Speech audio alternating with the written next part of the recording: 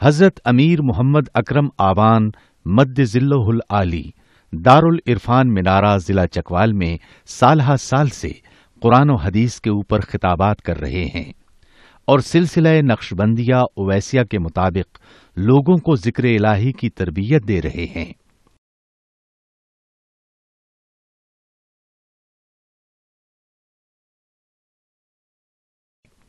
وہ قرآن پاک کی تفسیر ترتیب وار بیان کر رہے ہیں۔ تفسیر قرآن کو وہ موجودہ ملکی اور بین الاقوامی حالات کے مطابق بیان کرتے ہیں۔ موٹر وے سے کلر کہار کے انٹرچینج سے نکلتے ہوئے کلر کہار کی جھیل سے ہوتے ہوئے میانی، بوچھال اور نورپور سے گزرتے ہوئے دارالعرفان منارہ پہنچ سکتے ہیں۔ حضرت امیر محمد اکرم آوان نے بچیوں اور بچوں کی دینی اور دنیاوی تعلیم کے لیے سقارہ اکیڈمی کے نام سے ایک درسگاہ بھی قائم کی ہے۔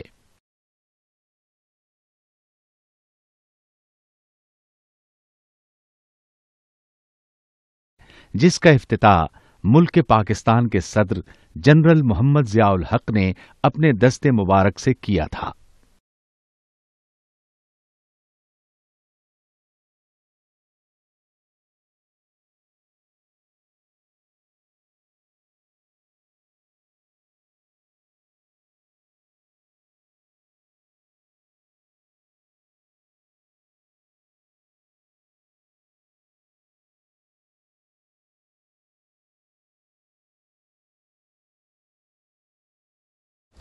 الحمد للہ رب العالمین والصلاة والسلام علی حبیبہ محمد وآلہ وصحبہ اجمعین۔ اعوذ باللہ من الشیطان الرجیم، بسم اللہ الرحمن الرحیم۔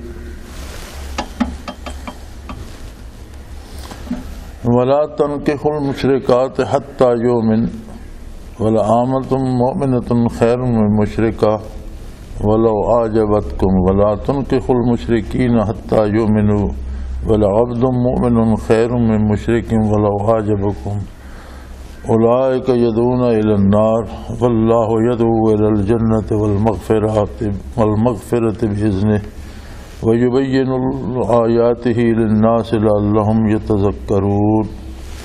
اللہم سبحانک لا علم لنا الا ما علمتنا انک انت العلیم الحکیم۔ مولا یا صلی وسلم دائما ابدا علی حبیبک من زانت بہ البصر۔ پیچھے چونکہ قانون معاشرت کے بیان ہو رہے تھے اور معاشرت میں ایک بہت بڑا معاملہ نکاح کا ہے۔ نکاح ایک معاہدہ ہے جو ایک خاتون اور ایک مرد کے درمیان اللہ کے نام پہ کیا جاتا ہے، اور یوں وہ دو بندے مل کر ایک نئے خاندان کی بنیاد رکھتے ہیں۔ آج عورتوں کے حقوق کی بات ہو رہی ہے، اور بڑی عجیب بات ہے کہ جو لوگ عورتوں کے حقوق بری طرح پامال کر رہے ہیں وہی حقوق نسواں کے مدعی بنے ہوئے ہیں۔ جن لوگوں نے اور جن اقوام نے خاتون کو انتہائی ذلت اور رسوائی سے دوچار کر دیا ہے، اور چھوٹے چھوٹے دو چار آنے کے پروڈکٹ بیچنے کے لیے بھی عورت کو اشتہار بنا دیا ہے، اس کی حرمت کو مجروح کر دیا ہے، اور اس کی کوئی اہمیت باقی نہیں چھوڑی۔ اور برابری کے حقوق صرف یہ دیے ہیں کہ مردوں کے ساتھ اسے بھی میدان میں مشقت میں تو جو دیا ہے، لیکن بحیثیت خاتون جو اس کا احترام، جو اس کا اعزاز تھا، وہ سارا چھین لیا ہے۔ اسلام سے پہلے بھی یہی عالم تھا کہ عورتوں کو انسان سمجھا ہی نہیں جاتا تھا، بلکہ استعمال کی چیز سمجھا جاتا تھا۔ خرید و فروخت ہوتی تھی، قتل کر دیتے تھے تو کوئی پوچھنے والا نہیں ہوتا تھا، اور جہاں ڈاکے پڑتے، قتل و غارت گری ہوتی، لوگ مال لوٹتے، وہاں عورتیں اور بچے بھی لوٹ کر لے جاتے، بچوں کو بھی غلام بنا کر بیچ دیتے، عورتوں کو بھی بیچ کر پیسہ کما لیتے۔ پھر ان کی کوئی حرمت، کوئی عزت، کوئی احترام نہیں تھا، جس کا جو جی چاہتا ان کے ساتھ وہ سلوک کرتا۔ پہلی دفعہ غالباً 6 صدی عیسوی کے نزدیک رومیوں نے ایک قانون بنایا جس میں عورت کو انسان تسلیم کیا گیا، یعنی قانونی طور پر اسے انسان ہونے کا درجہ دیا گیا، لیکن اس قانون میں بھی اسے یہ درجہ دیا گیا کہ یہ انسان تو ہے لیکن یہ مرد کی خدمت کے لیے پیدا ہوئی، اور جس طرح چاہے، جس طرح کی چاہے، مرد کا حق ہے کہ وہ خاتون سے اس طرح کی خدمت لے جس طرح کا چاہے سلوک کرے، وہ فریاد نہیں کر سکتی۔ یہ ایک بہت بڑا انقلابی قانون تھا، اور اس میں بھی عورت کی بحیثیت، عورت کوئی عزت، کوئی حرمت، کوئی احترام کا لحاظ نہیں رکھا گیا۔ یہ احسان بھی نبی کریم صلی اللہ علیہ وآلہ وسلم کا اور اسلام کا اور دین برحق کا ہے کہ اس نے خاتون کو برابر کا انسان قرار دیا۔ اسلام نے یہ بتایا کہ جس طرح خاتون کے ذمہ حقوق ہیں اسی طرح خاتون کو بھی حقوق حاصل ہیں۔ کسی کو کسی پر اس طرح برتری حاصل نہیں ہے کہ یہ عورت ہے اور یہ مرد ہے، مرد افضل ہے، نہیں، بلکہ برتری کا معیار اس کا کردار، اس کے اعمال، اس کا ایمان، اس کی عقیدت اور اس کا حسن عمل ہے۔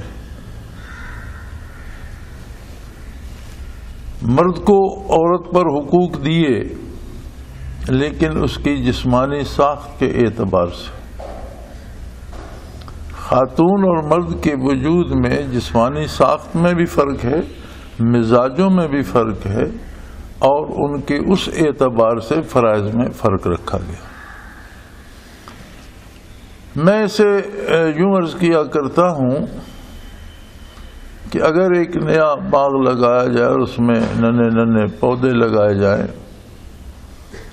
تو اس باغ کی خبرگیری کرنا، اسے باڑ لگانا، اس کے لیے نالی کھود کر پانی لے کے آنا، اس کے لیے سر پر بوجھ اٹھا کر کھاد لے کے آنا، اسے تحفظ دینا، یہ جتنے مشقت کے کام تھے یہ مرد کے ذمہ لگائے گئے کہ جسمانی ساخت کے اعتبار سے وہ مضبوط ہے اور معاشرے میں مل جل کر کام کر سکتا ہے۔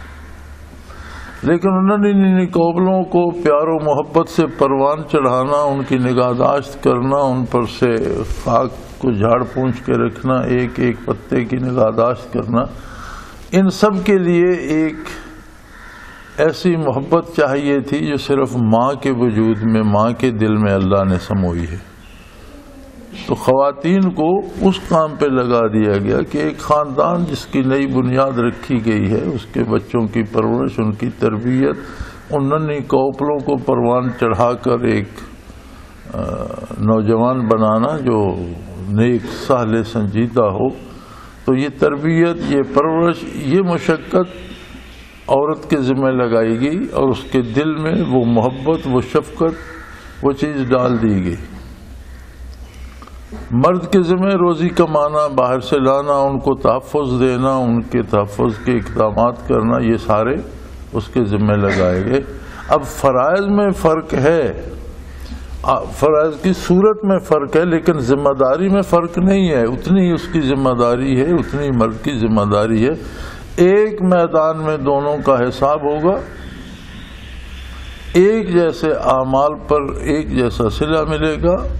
ایک ہی جنت ہے جو مردوں کے لیے بھی ہے، اور ایک ہی جہنم ہے جو مرد عورت دونوں کے لیے۔ جہنم میں اگر اپنے کردار سے، اپنے کفر کی وجہ سے مرد جائیں گے تو کافر عورتیں بھی جائیں گی، اور جنت میں اگر اہل ایمان جائیں گے تو اہل ایمان خواتین بھی جائیں گی، اور کوئی فرق نہیں رکھا گیا۔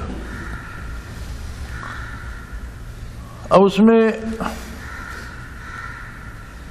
آپ ایک عمارت پہ ایک رنگ چڑھاتے ہیں، اور جب وہ رنگ اترتا ہے تو جو پیچھے اس کے نیچے جو چیزیں تھیں وہ سامنے آ جاتی ہیں۔ ایمان بھی ایک ایسی نعمت ہے کہ جو دل میں آتا ہے تو پہلی قدورتوں کو صاف کر دیتا ہے اور دل کو اللہ کی تجلیات سے روشن کر دیتا ہے. لیکن اگر ایمان کمزور ہوتا ہے اور رخصت ہونے لگتا ہے تو پھر وہی جہالتیں وہی خباثتیں واپس آنا شروع ہو جاتی. تو جہاں جہاں ایمان کمزور ہوئے وہاں وہاں وہی عہد جہالیت کی جو جہالتیں تھیں وہ لوٹ آئیں اور خواتین کی عزت و حرمت پھر سے برباد ہونا شروع ہو گیا. اور جو معاشرے خود کو آزاد سمجھتے ہیں وہاں شاید خواتین کا بحیثیت خاتون زندہ رہنا بھی اتنا آسان نہیں رہا. ایک جانور جیسا سلوک وہاں ہوتا ہے. تو نکاح چونکہ ایک مقدس معاہدہ ہے جو ایک خاتون اور ایک مرد کے درمیان ہوتا ہے اور اللہ کے نام پر ہوتا ہے اور اس لیے ہوتا ہے کہ نسل انسانی کی بقا کے لیے اسے ایک سبب بنایا گیا. تو اس کے لیے شرط عائد کی گئی کہ اس معاہدے کی شرط یہ ہے کہ ایمان ہو. وَلَا تَنكِحُوا الْمُشْرِكَاتِ مسلمان مردوں کو حکم دیا گیا کہ مشرک عورتوں سے نکاح درست نہیں ہے. وہاں ایمان ہی جہاں نہیں ہے وہاں اللہ کے نام کا معاہدہ کیسے ہوگا. یہاں ایک اور بڑا نازک سوال ہے جو اکثر زیر بحث رہتا ہے کہ اہل کتاب کی خواتین سے نکاح کی اجازت دی گئی. اور یہ درست ہے کہ اہل کتاب کا ذبیحہ کھانے کی اجازت ہے, اہل کتاب کی عورتوں سے شادی کرنے کی اجازت ہے, لیکن شرط یہ ہے کہ وہ اہل کتاب ہوں, مشرک نہ ہوں. کیونکہ مشرک سے تو یہ ابتدا ہی میں منع کر دیا گیا وَلَا تَنكِحُوا الْمُشْرِكَاتِ. اور جتنی کتابیں اللہ کریم کی نازل ہوئی ہیں دنیا پر اور جتنے صحیفے نازل ہوئے اور جتنے نبی مبعوث ہوئے, ہر نبی نے اور ہر کتاب نے سب سے پہلی بات تو توحید باری کی ہے کہ اللہ واحد لا شریک. اب اگر دور حاضرہ کا کوئی یہودی یا عیسائی خود کو اہل کتاب کہتا ہے لیکن اس کا عقیدہ یہ ہے کہ عیسیٰ علیہ السلام خدا کے بیٹے تھے تو اہل کتاب تو نہ رہا, وہ تو مشرک ہو گئے. اسی طرح کوئی یہودی عقیدہ یہ رکھتے کہ حضرت عزیر اللہ کے بیٹے تھے تو اپنی کتاب کا بھی منکر ہو گیا. اہل کتاب کیسے رہا؟ چونکہ ہر کتاب نے توحید باری کا درس تو دیا ہے. جو جس نبی پہ کتاب نازل ہوئی اس کی نبوت کی تصدیق کی ہے. تو چنانچہ خلافت فاروق اعظم رضی اللہ تعالی عنہ میں جب فتوحات اسلامی باہر پھیلیں اور عیسائی ممالک بھی زیر نگیں آئے تو بعض مجاہدین نے عیسائی عورتوں سے نکاح کیے کہ اہل کتاب سے نکاح جائز ہے. لیکن جب یہ بات امیر المومنین رضی اللہ تعالی عنہ کی علم میں لائی گئی تو آپ نے وہ سارے باطل قرار دیے. تو اس وقت ہی ممانعت کر دی گئی تھی. آج جو لوگ اس کے قائل بنے ہوئے ہیں اس کا تو کوئی جواز نہیں ہے. آج کے عیسائیوں سے چونکہ یہ بھی اہل کتاب نہیں رہے, کسی کتاب میں شرک کی اجازت نہیں ہے اور کوئی مشرک اہل کتاب نہیں کہلا سکتا. پھر اب تو وہ کتابیں ناپید ہو گئیں, انہوں نے اس میں اتنی تبدیلیاں کی کہ جو کتابیں نازل ہوئی تھیں ان کا وجود ہی مشکوک ہو گیا اور انہوں نے اس میں اب تو کلیسا نے مرد کا مرد سے اور عورت سے شادی کرنا جائز قرار دے دی گئی. یہ کون سی کتاب میں تھا؟ اتنی بڑی تبدیلیاں انہوں نے کی کہ کتابیں رہی ہی نہیں. لہذا یہ مسئلہ بالکل صاف ہے اور اس میں کسی کو کسی شبے کی کوئی گنجائش نہیں ہے. نہ ضرورت ہے کہ عہد حاضرہ کے یہودی اور عیسائی اہل کتاب نہیں ہیں, یہ مشرک ہیں اور ان پر وہی احکام وارد ہوں گے جو مشرکین کے ہیں. وَلَا تَنكِحُوا الْمُشْرِكَاتِ حَتَّى يُؤْمِنَ. جب تک وہ ایمان نہیں لے آتے, کلمہ اسلام نہیں پڑھ لیتے, تو کسی مسلمان مرد کا نکاح کسی مشرک یا کافر عورت کے ساتھ درست نہیں ہے. وہ نکاح منعقد ہی نہیں ہوتا. اور وَلَأَمَةٌ مُؤْمِنَةٌ خَيْرٌ مِّن مُشْرِكَةٍ، اور اگر کوئی کنیز یا لونڈی یا غلامہ ہو اور وہ ایماندار ہو، مسلمان ہو، تو مشرک عورت خواہ آپ کو بڑا اس کا چہرہ دل لبھانے والا لگے، وَلَوْ أَعْجَبَتْكُمْ، اگر تمہیں بہت بھلی بھی معلوم ہوتی ہو، تو مشرک سے نکاح درست نہیں ہے، اس سے وہ کنیز یا وہ لونڈی بہتر ہے جو غلامہ تو ہے لیکن مسلمان ہے۔ یہ کنیز یا لونڈی یا غلامہ کا جو ہے موضوع یہ بھی بڑا زیر بحث رہتا ہے اور اس پہ بڑی لیدے ہوتی ہے۔ ہمارے روشن خیال اس پہ بڑے سیخ پا ہوتے ہیں کہ اسلام نے کنیزیں اور لونڈیاں جائز قرار دیں، لیکن وہ اس کے پس پردہ جو چیزیں ہیں اور جو چیزیں اس کا سبب ہیں اس سے واقف نہیں ہیں۔ قبل الاسلام یہی کچھ ہوتا تھا جو آج اقوام مغرب یا آج کے کافر کر رہے ہیں۔ روس نے افغانستان پر قبضہ کیا تو کیا حشر ہوا یہ جاننے والے جانتے ہیں، اور اس سے پہلے خود روس میں جب کمیونزم آیا تو جو مسلمان ریاستیں کمیونزم کی لپیٹ میں آئیں ان کا کیا حشر ہوا یہ بھی جاننے والے جانتے ہیں۔ عیسائیوں نے جو جو ممالک فتح کیے، یہودی جہاں جہاں پہنچے وہاں کس طرح عزت پامال ہوئی اور کیا حشر ہوا خواتین کا، اور کس بے دردی سے مردوں اور بچوں کو قتل کیا گیا، یہ بھی کوئی ڈھکی چھپی بات نہیں ہے۔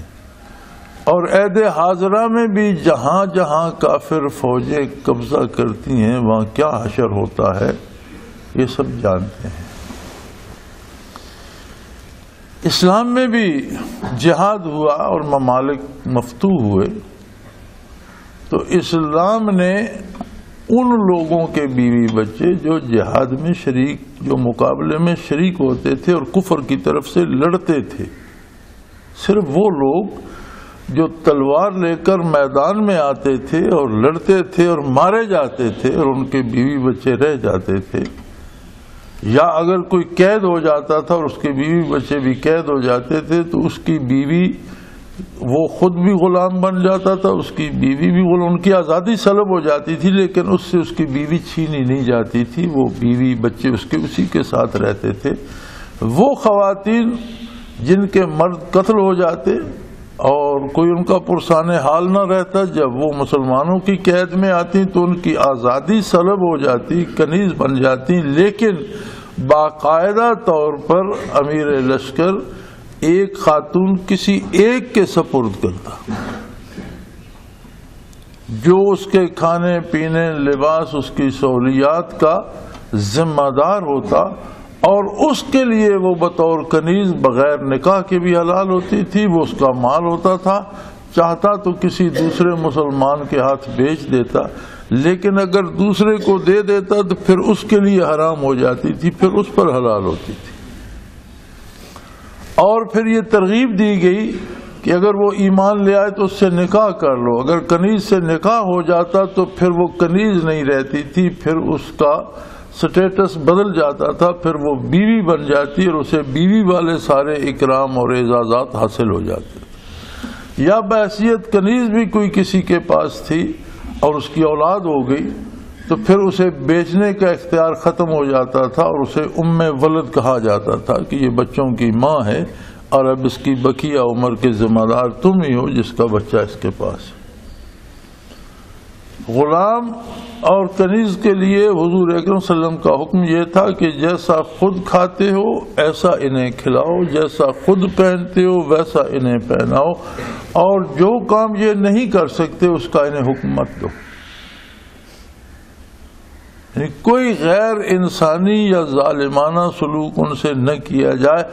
اتنے بڑے جرم کی سزا کہ وہ خلاف اسلام تلوار لے کر میدان میں لڑے، صرف یہ تھی کہ ان کی آزادی سلب ہو جاتی۔ پھر اس پر اسلام نے غلام اور کنیزیں آزاد کرنے کا حکم بطور کفارہ بھی دیا، بطور خیر بھی دیا۔ غلطی ہو جائے تو ایک غلام آزاد کر دو، ایک کنیز آزاد کر دو، کفارے کے طور پر، صدقے کے طور پر انہیں آزاد کرو. اور اتنی ترغیب دی گئی غلاموں اور کنیزوں کو آزاد کرنے کے لیے کہ تاریخی اعتبار سے آخری غلام جو مسلمانوں نے آزاد کیا وہ فاروق اعظم رضی اللہ تعالی عنہ کے زمانے میں تھا، اور اس کے بعد کوئی کنیز یا کوئی غلام کہیں نظر نہیں آیا. تو یہ ایک عہد کی بات تھی کہ جب جو مفتوح ہو جاتا اور قید ہو جاتا یا مارا جاتا تو اس کے بیوی بچوں کا کوئی پرسان حال نہیں رہتا. اقوام عالم آج بھی ان کی اجتماعی آبروریزی کرتے ہیں، انہیں تباہ کر دیتے ہیں، انہیں برباد کرتے ہیں. اسلام نے اس کے لیے صرف ایک سزا رکھی کہ ان کی آزادی سلب کی جائے، اور پھر ایک وقت میں ایک کنیز کو ایک بندے کے لیے حلال قرار دیا جسے وہ دی گئی ہو.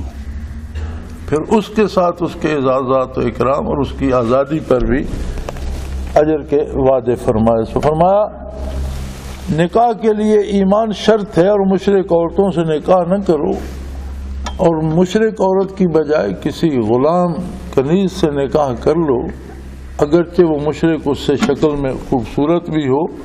اسی طرح مسلمان عورتیں ولا تنکحوا المشرکین حتی یؤمنوا، کسی مشرک مرد سے نکاح نہ کریں جب تک وہ ایمان نہیں لے آتے. جہاں تک اہل کتاب کا تعلق تھا تو فطرتاً چونکہ گھر میں مرد بالادست ہوتا ہے اور عورت اور بچے اسی راستے پہ چلتے ہیں جس پہ مرد چلتا ہے، تو اہل کتاب کے ساتھ جو نکاح کی رخصت دی گئی وہ بھی یہ تھی کہ اہل کتاب کی عورتوں سے مسلمان مرد نکاح کر سکتے ہیں، لیکن اہل کتاب مردوں سے مسلمان عورت کو نکاح کی اجازت نہیں دی گئی. اس معاہدے میں وَالْعَبْدُ مُؤْمِنٌ خَيْرٌ مِّن مُّشْرِكٍ وَلَوْ أَعْجَبَكُمْ، اگر مشرک مرد خوبصورت بھی ہو تو اس کی بجائے مومن اگر غلام ہو ایماندار تو وہ اچھا ہے.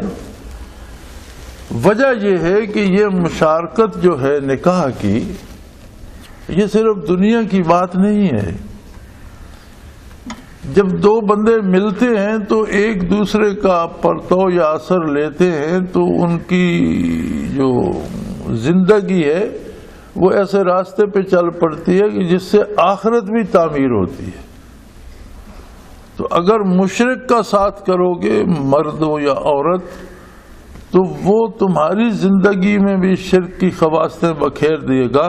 حالانکہ مومن جو ہے اولئک یدعون الی النار، مشرک تو دوزخ کے سفیر ہیں، دوزخ کے داعی ہیں، مشرک کو دوزخ کی طرف لے جائیں گے تمہیں بھی. مشرک کے ساتھ نکاح تو منع فرما دیا، اور اس کی بہت بڑی وجہ جو قرآن کریم نے ساتھ بتا دی اور اللہ کریم نے ارشاد فرما دی وہ یہ ہے کہ مشرک کے ساتھ اگر اتنا گہرا رابطہ ہوگا جتنا نکاح کا قرب ہوتا ہے تو پھر خطرہ اس بات کا ہے کہ وہ تو دوزخ کا داعی ہے، تمہیں بھی کھینچ کر کہیں دوزخ میں جہنم میں نہ لے جائے. کیونکہ دنیاوی زندگی مقصود نہیں ہے، مقصد تو آخرت کی کامیابی ہے، رضائے باری ہے. دنیاوی زندگی تو اس کا سبب ہے، اور اگر کوئی ساتھ ایسا مل گیا کہ جو گناہ پر لے جائے. یہاں سے یہ بھی پتہ چلتا ہے کہ بدکاروں کی صحبت اور برے لوگوں کی سنگت بھی درست نہیں ہوتی. صحبت صالح تو راہ صالح کو ند، صحبت طالح تو راہ طالح کو ند. نیک کی صحبت سے نیکی نصیب ہوگی اور بدکار کی صحبت سے برائی نصیب ہوگی. نبی کریم صلی اللہ علیہ وسلم کا ارشاد بخاری شریف میں موجود ہے کہ اگر کسی برے آدمی کے ساتھ بیٹھنا اٹھنا شروع کرے گا تو ایسا ہی ہے جیسا کوئی لوہار کی دکان پہ جا کر بیٹھے. خطرہ تو یہ ہے کہ جل نہ جائے یا کوئی جلتا ہوا لوہے کا ٹکڑا اس پر نہ آ گرے. لیکن اگر اس سے بچ بھی گیا تو جتنی دیر بیٹھا رہا اتنی دیر تپش اور دھواں تو اسے پہنچتا رہے گا. اور نیک لوگوں کی صحبت ایسی ہے جیسے آپ کسی عطر فروش کی دکان پر جا کر بیٹھتے ہیں. ہو سکتا ہے آپ کچھ عطر خرید ہی لیں، خریدے نہیں تو حضور فرماتے ہیں ہو سکتا ہے وہ آپ کو تحفتاً تھوڑا سا لگا دے، کچھ حصہ تو مل جائے. اگر ایسا بھی نہ ہو تو جتنی دیر بیٹھے رہیں گے دماغ معطر رہے گا اور دل خوش رہے گا، خوشبو تو آتی رہے گی، اتنی دیر تو خوشبو آتی رہے گی۔ تو فرمایا صالحین کی صحبت عطر فروش کی دکان ہے، بدکاروں کی صحبت لوہار کا دکان ہے۔ تو اگر وقتی طور پر جو مجلس ہے یا ملنا جلنا یا بیٹھنا اٹھنا اس میں احتیاط ضروری ہے، تو ایک دائمی رفاقت اور عمر بھر کی رفاقت اور ایسی پختہ رفاقت جو آخرت میں بھی ٹوٹے گی نہیں، اس کے بارے پوچھا جائے گا اور وہ رشتہ قائم رہے گا، تو اس میں مشرک اور مومن شریک نہیں ہو سکتے۔ لہذا نکاح کی بنیادی شرط ایمان ہے۔ اولئک یدعون الی النار، اس لیے کہ مشرک تو دوزخ کے داعی ہیں، دوزخ کے سفیر ہیں، خود دوزخ کی طرف جا رہے ہیں، جو ساتھ ملے گا اسے بھی اسی طرف بلائیں گے۔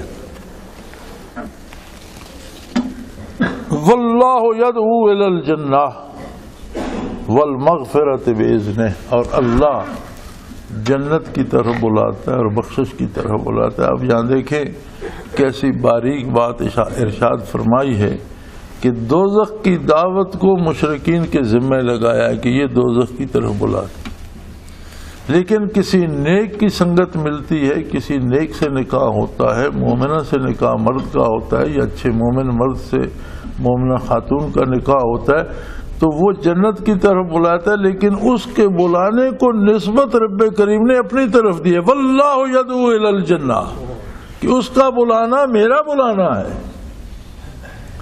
میرے بندے کا بلانا اس کی ذات کے لیے تو نہیں ہے، وہ اپنے کسی فائدے کے لیے تو نہیں بلا رہا، وہ اپنے کسی مقصد کے لیے تو نہیں بلا رہا، وہ میری رضا کے لیے، میرے قرب کے لیے بلا رہا ہے۔ اس لیے اس کی دعوت ایسے ہے جیسے اللہ کریم دعوت دے رہے ہو۔ اور یہاں فرمایا واللہ یدعو الی الجنہ، اللہ تو جنت کی طرف دعوت دیتا ہے، والمغفرہ، اور بخشش کی طرف دعوت دیتا ہے اپنے حکم سے۔ بندہ مومن جب آپ کو نیکی کی، اللہ کی رضا کی، اللہ کی بخشش کی، اللہ کی جنت کی دعوت دیتے ہیں تو اس کی عظمت یہ ہے جیسے خود اللہ کریم آپ کو دعوت دے رہے ہو۔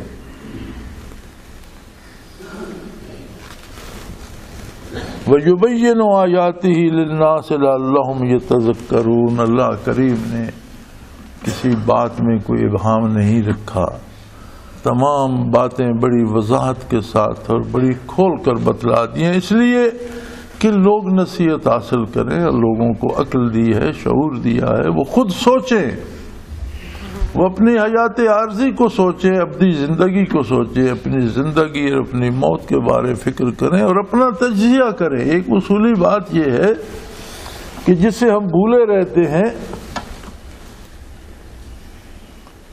سیدنا فاروق اعظم رضی اللہ عنہ فرمایا کرتے تھے کہ اپنا محاسبہ کرو، اپنا حساب کتاب خود کیا کرو اس سے پہلے کہ تم سے حساب کتاب لیا جائے۔ آج اگر ہم اپنا تجزیہ کریں گے تو ہمارے پاس فرصت ہے کہ جہاں غلطی ہو رہی ہے ہم اس کی اصلاح کریں، جہاں سے ہم غلط جا رہے ہیں وہاں سے واپس آ جائیں۔ لیکن کل جب میدان حشر میں پرسش ہوگی، جب پوچھا جائے گا تو یہ فرصت نہیں ہوگی کہ اب ہم اصلاح کر لیں۔ اس آیہ کریمہ کا مفہوم بھی یہی ہے، لعلہم یتذکرون، تاکہ لوگ نصیحت حاصل کریں، اپنا احتساب کریں، اپنا محاسبہ کریں، اپنا جائزہ لیں کہ میری سوچیں، میری فکریں، میرا کردار، میرے اعمال مجھے کس طرف لے کر جا رہے ہیں۔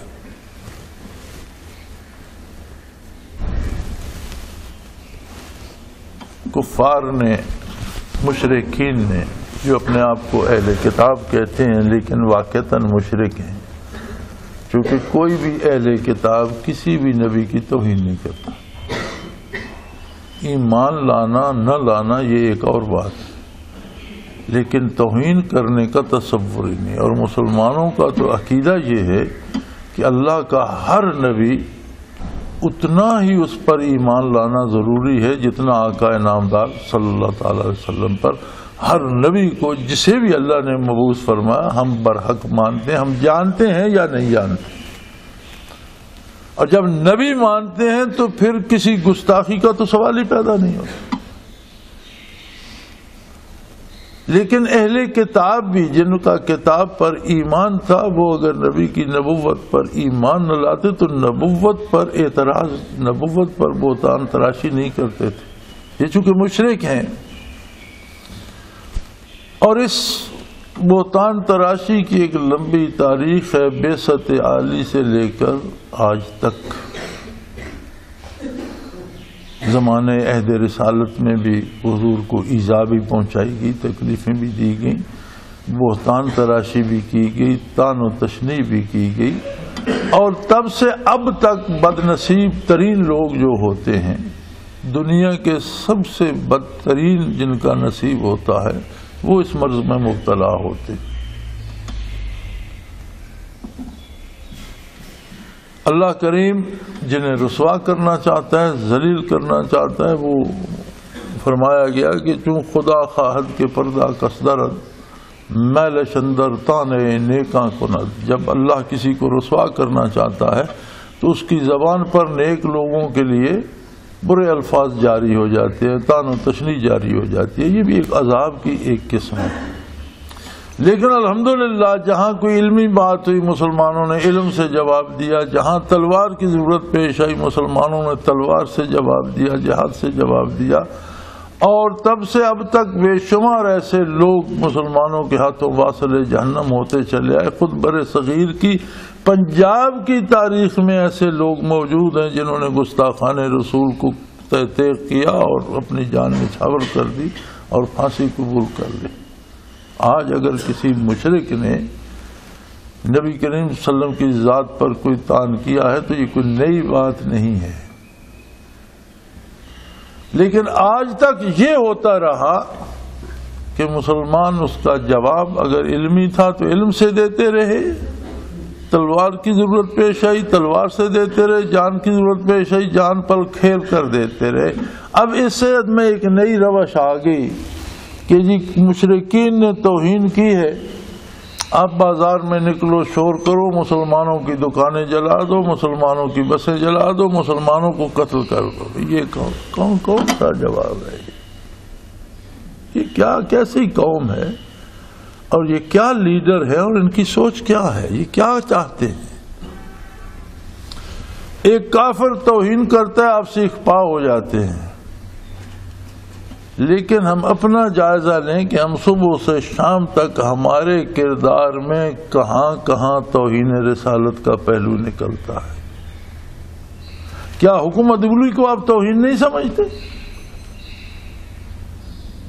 محمد الرسول اللہ صلی اللہ علیہ وسلم رحمت اللہ العالمین جیسی ہستی حکم دے اور بندہ نہ مانے، کیا یہ توہین نہیں ہے؟ ہم اپنا جائزہ لیں کہ ہم کتنی بار دن میں توہین رسالت کے مرتکب ہوتے ہیں۔ مشرکین کو بھی جرأت اس لیے ہو رہی ہے کہ خود مسلمان توہین رسالت کے مرتکب ہو رہے ہیں، پھر انہیں نبی سے کیا لینا دینا، جو جی چاہے کرو۔ کاش ہم اپنا جائزہ لیتے۔ کتنے مواقع ہماری زندگی میں آتے ہیں، یہ بیاہ شادیاں ہوتی ہیں، اگر کسی کو کہا جائے کہ سنت کے مطابق کرو اور یہ فضولیات نہ کرو تو وہ کہتا ہے بات تو ٹھیک ہے لیکن ناک کٹ جائے گی، ہماری خاندانی عزت نہیں رہے گی۔ اب جو حضور کے حکم کو ماننے کو توہین سمجھتا ہے، کیا یہ کفر نہیں ہے؟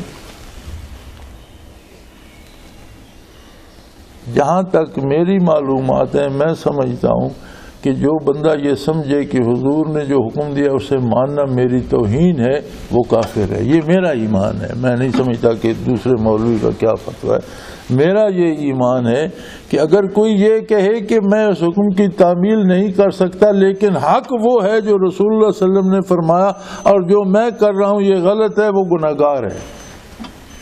لیکن جو یہ کہے کہ جو حضور نے فرمایا اس میں تو میری توہین ہے، وہ کافر ہے۔ تو آپ یہ شادی تو شادی جنازے میں دیکھ لو، لوگوں کو یہ احساس ہوتا ہے کہ ہم نے اگر لوگوں کی دعوت نہ کی تو ہماری توہین ہوگی۔ سنت کے مطابق جنازے کو دفن کرنا پسند نہیں کیا جاتا کہ اس میں تو توہین کا پہلو، ہم تو بڑے لوگ ہیں، ہمیں تو وہ رسمیں کرنی چاہیے جو بادشاہوں اور شہنشاہوں کے ساتھ ہوتی۔ تو کافر پہ اتنے سیخ پا ہونے والے مسلمان کبھی اپنی زندگی کا جائزہ بھی لیتے ہیں؟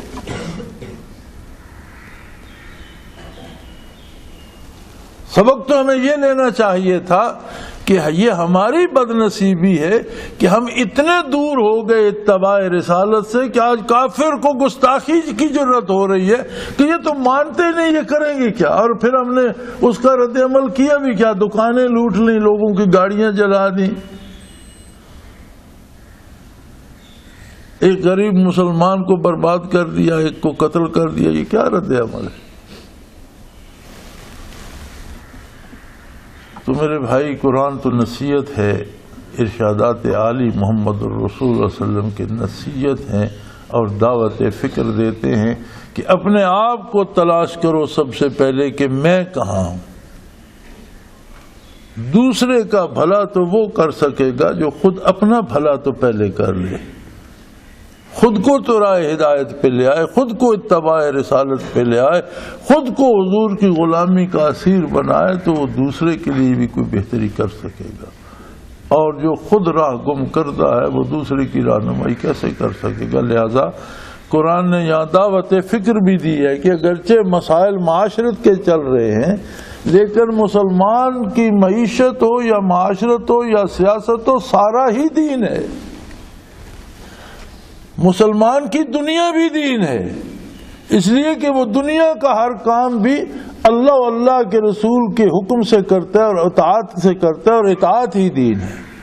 تو مسلمان کا دنیا داری بھی دین بن جاتی ہے، اور کافر کا دین بھی دنیا ہے کہ وہ دنیا کے لالچ کے لیے مختلف رسومات کی پابندی کرتا ہے کہ یہ کروں گا تو مجھے دنیا میں یہ مل جائے گا، یہ کروں گا تو یہ مل جائے گا. لہذا کافر کا دین بھی دنیا ہوتا ہے اور مومن کی دنیا بھی دین ہے. اللہ کریم ہمیں توفیق دے، ہماری خطاؤں سے درگزر فرمائے، اور ہم اپنے آپ کو تلاش کریں، پائیں، اور خود کو محمد الرسول کے نقوش کف پا پر کھڑا کرنے میں کامیاب ہو جائیں. وآخر دعوانا الحمدللہ رب العالمین.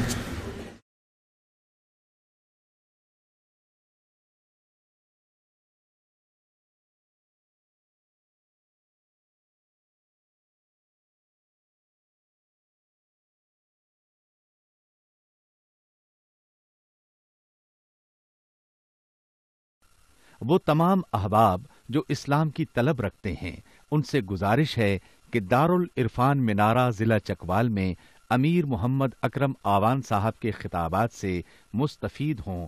وہ ہر جمعے کو نماز سے پہلے بیان فرماتے ہیں. ہر ماہ کی پہلی اتوار کو ماہانہ اجتماع ہوتا ہے جس میں آپ خصوصی خطاب فرماتے ہیں، اور پاکستان کے چاروں صوبوں سے احباب اس اجتماع میں شرکت کرتے ہیں.